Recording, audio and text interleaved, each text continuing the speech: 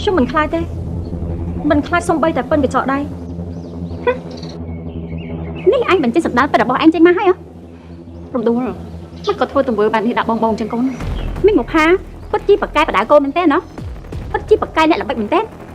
មើលទៅមុខសុភាពទេតែតាមពិតជាអាក្រក់ឈាមត្រជាក់ជាទៅទៀតបងក៏ឡាប់ថាឲ្យអ្នកណា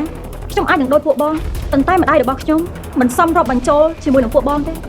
ព្រោះគាត់មានមុខពីរទេមានរំដួលអញនេះប្រហើនណាតែមើលណាខ្ញុំផាត់លពុកអញបដៅអញគេម្ដងអ្នកនឹងដួលមានអីខ្ញុំចាត់ការរំដួលហេតុអីក៏ឯងប្រើពាក្យសម្ដីនេះទៅលើបងកលាបែបនេះគាត់ជាបងស្រីរបស់ឯងណាសម្ដានថោកឯងហ៊ានមានមុខមកជាប់តែនេះទៀតហ៎នៅថ្ងៃមង្គលរបស់ខ្លួនឯងរត់ចាកូនកំឡុងមកអស់ចិត្តហើយនៅហ៊ាននាំប្រុសឆ្ងល់មកជាប់នៅផ្ទះនេះទៀតត្រូវហើយខ្ញុំត្រូវតែរៀនធ្វើមុខក្រាស់តាមអ្នកផ្ទះនេះរំដួលដែលស្លូតស្រឡាញ់គ្រួសារពីមុនបានស្លាប់បាត់ហើយនៅតែរំដួលដោយវិញ្ញាណថ្មីចូល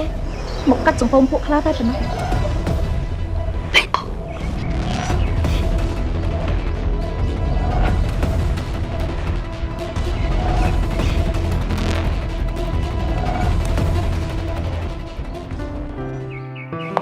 រំដួល